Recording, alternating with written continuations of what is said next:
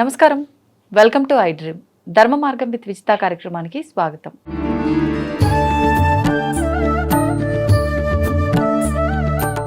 నమస్కారం గురుగారు. పరమేశ్వరార్పణం.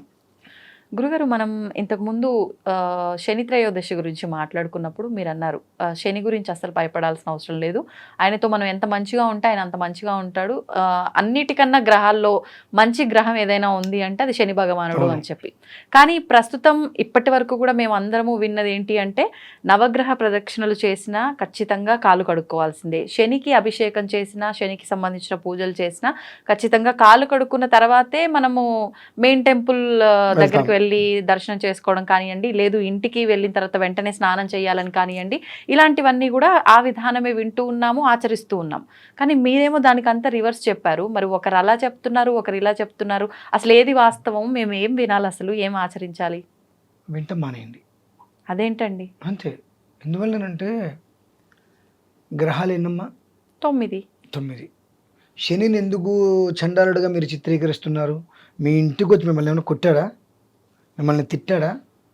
మరి ఆయన మీద ఎందుకు అని అంటే, ఒక మనిషికి భయం అనేటువంటిది కలిగిస్తేనే కొంతమంది జీవితాలు వెళ్తాయి. ఈ మధ్యకాలంలో చూస్తున్నాను, డివోషనల్ భగవంతుడికి సంబంధించింది భయపెట్టేస్తున్నారు. అవునండి. బాగా ఎంత భయపెడుతున్నారో అంత భయపడుతున్నారు కూడా. శని అనంటే బుధుడు అంటే భయం లేదు, గురువు అంటే భయం లేదు, శుక్రుడు అంటే భయం లేదు, రవి అంటే గ్రహాలలో అత్యంత క్రూరమైన గ్రహం రవి. అవునా? చాలా క్రూరమైన గ్రహం. ఎందుకండి? రవి అంటే చెప్తా.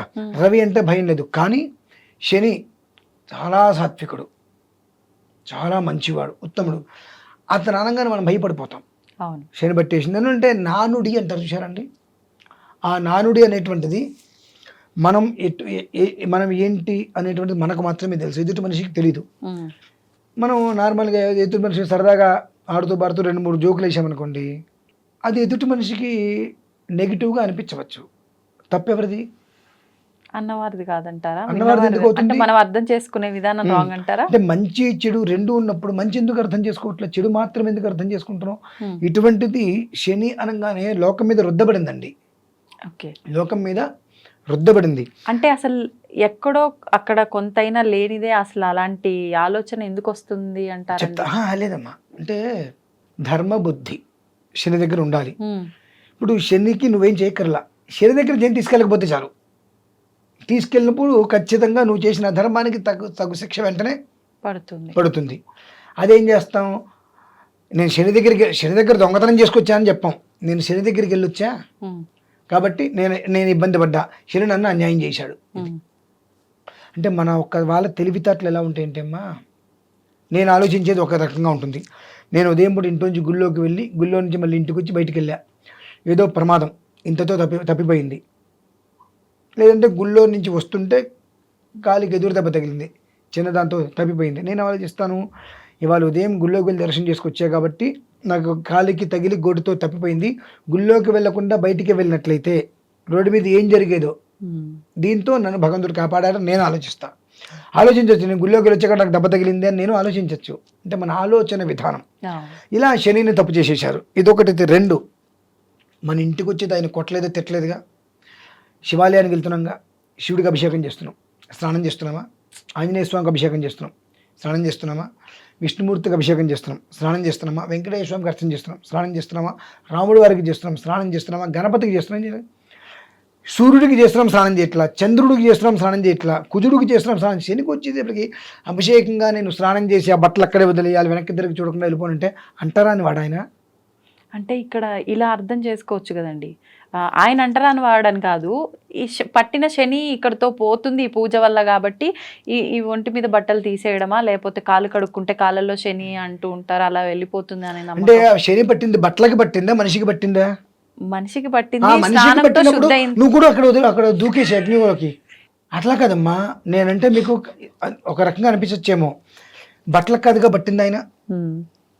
బట్టలకు పట్టిందా? కాదు కదా, మనిషికేగా పట్టింది. ఒకవేళ పడితే నీకు కష్టం వచ్చిందంటే నీకే వచ్చింది, నీ బట్టలకి రాలేదుగా. మరి నువ్వు అర్చన చేసుకున్నప్పుడు అర్చన చేసావు, శనికి అభిషేకం చేసావు, తల నిండా స్నానం చేసి బట్టలు ఇక్కడ వదిలేసి వెళ్ళిపోండి అన్నారు. బట్టలకి లేదు కదా శని యొక్క ప్రభావము, నా శరీరానికి ఉంది, నా శరీరాన్ని నేను వదిలేయాలి కదా. మరి న్యాయమైతే. కాబట్టి తప్పమ్మా. మన ఆలోచించే విధానం ఉంటుంది. ఆ ఆలోచించే విధానాన్ని అనుసరించే ఆయన మనకి ఇచ్చే అనుగ్రహము ఆగ్రహాలు ఉంటాయండి. ఎప్పుడూ కూడా మన గదిలో నలుగురు ఉన్నాం, మన ముగ్గురం ఒకటిగా ఉంటూ ఒక మనిషిని తేడాగా చూస్తే ఎలా ఉంటుంది ఆ మనిషికి? బాధగా ఉంటుంది. ఇక రకరకాల లోపల నువ్వు నన్ను తేడా చూసావుగా, ఆ తేడా నీకు నేను చూపిస్తా అంటాడు. అయిపోయింది. అంతే, కొంతకాలం ఓపిక పడతారు, తర్వాత కుక్క కాటుకి చెప్పు దెబ్బ. You respect and take respect అంటారు కదండి, దీన్ని అంటారు. కాబట్టి ఎప్పుడూ కూడా చాలా మిస్టేక్. దీనికి కొన్ని ఎందుకు పెట్టారంటారు నేను చెప్తా. దాన్ని మార్చారు ఇట్లా. నవగ్రహాలకు వెళ్ళినప్పుడు శనికి తైలాభిషేకం చేయండి అన్నప్పుడు ఆ అభిషేకం చేసేసినప్పుడు కింద మొత్తం నూనె పడుతూ ఉంటుంది. ఆ ప్రదక్షిణాలు చేసినప్పుడు కాళ్ళకి మొత్తం నూనె అంటుంది.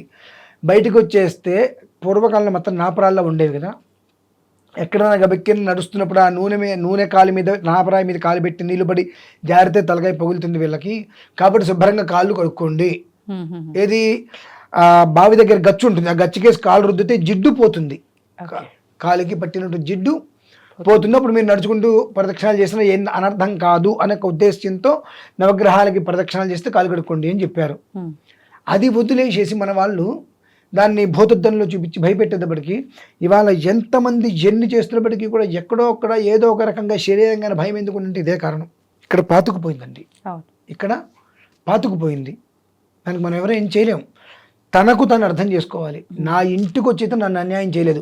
నవగ్రహాలలో ఒకడు శని, నవగ్రహాలలో ఒకడు శని.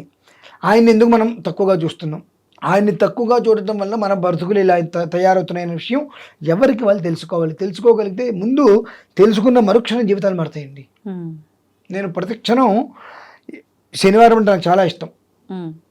శనివారం అంటే నాకు చాలా ఇష్టం. ఎందువలన? ఆయనకు ఒక గుప్పె నువ్వులు ఆయనకు వేసిన, అంత నువ్వుల నూనె పోసిన, లేదంటే నువ్వుల్ని ఒక వస్త్రంలో వేసి ఒక చిన్న జ్యోతి ఆయనకు వెలిగించిన, ఊరికే శివుడు అభిషేకానికి ఎలా సంతృప్తులవుతాడో అలా ఆయన మీద ఒక చుక్క నూనె కానీ నువ్వులు కానీ వేస్తే సంతృష్టి శని నీకేం కావాలి తీసేసుకోవయ్యా అంటాడు. మనకు కావాల్సిన ప్రతిదీ సర్వసౌఖ్యాలు అనుగ్రహించేటువంటి దాత శనమ్మ. కాబట్టి అది మనం దృష్టిలో ఉంచుకోవాలి. కానీ ఎంతసేపటికి శని పీడా పిశాచము నువ్వు అనుకున్నంతకాలం కూడా ఆ నెగిటివ్ నీ దగ్గరే ఉంటుంది. ఖచ్చితంగా ప్రతి మనిషి గుర్తుపెట్టుకోవాల్సింది ఏమిటి అంటే గత ఇప్పుడు మనకి 27వ తారీఖు రోజు నాడు శని త్రయోదశి వచ్చింది. కాబట్టి నెగిటివ్గా ఆలోచిస్తూ మనకి ఇవన్నీ ఉన్నాయి, దీనికన్నిటికీ కారణం ఇంత బాధపడుతున్నాం శని అనేటువంటి ఆలోచనలు తీసేసి మన జీవితం ఇవాళ వరకు నిలబడ్డామంటే ఎన్ని కష్టాలు వచ్చినా ఆయన అనుగ్రహంతో మనం నిలబడ్డాం. కాబట్టి అనురాధ నక్షత్రంతో కూడుకొని వచ్చింది. కాబట్టి ఆయన అనుగ్రహంతో ఇంకా మనం బాగుంటాము, సుఖంగా క్షేమంగా సంతోషంగా ఉంటాము, మనకు ఎలాంటి ఇబ్బందులు రావు. శని పట్టని దేవుడు లేడు, శని పట్టని దేవుడు లేదు. అటువంటిది హనుమంతుడికి పట్టాడండి, పట్టి వదిలాడు. శని పట్టని దేవుడు లేడు అంటే దేవుడికే తప్పలేదు, మనమెంత. అటువంటిది భగవంతుడు ఏం చేశాడు? ధర్మ దృష్టితో ఉన్నాడు. మనం అధర్మంగా ఆలోచించాం. కాబట్టి ఆయనకి నమస్కారం చేసి మిత్రత్వంగా ఆయనకు చేయాల్సినటువంటి ఏదైతే కనుక ఆ నల్ల నువ్వులతో ఒక హోమం చేసేసుకుంటామో అక్కడితోటి శని యొక్క అనుగ్రహం పరిపూర్ణంగా మనకు లభ్యమయ్యి ఏదైతే కనుక ఐశ్వర్యానికి మూలము, ప్రాణానికి మూలము. ఇక మనిషి చనిపోతాడేమో అనుకుంటే శని అనుగ్రహం ఉంటే బ్రతుకుతాడమ్మా. ఏవైతే ఉన్నాయో దాని నుంచి పరిపూర్ణమైనటువంటి ఆయుష్, ఆరోగ్యం, ఐశ్వర్యంతో మనం నిండుగా ఉంటాము అనే ఒక ఆలోచన మీరు కనుక పెట్టుకోగలిగితే అదే జరుగుతుందమ్మా. అంతే. ఇప్పుడు కూడా ధన్యవాదాలు గురుగారు. తవ్వండి, తవ్వుతూనే శివలింగం సరే దాన్ని అట్లా కప్పేసేయండి, చూపించదండి. మూర్తి పూజ కాదు, సాక్షాత్ బ్రజేంద్ర నందన భగవాన్ ఉన్నారు మూర్తిలో. ఏమీ ఆశించకుండా ఆరాధించే వాళ్ళు కూడా ఉన్నారా ప్రభుజీ? నిజమైన భక్తి అంటే మనకు తెలియదు కాబట్టి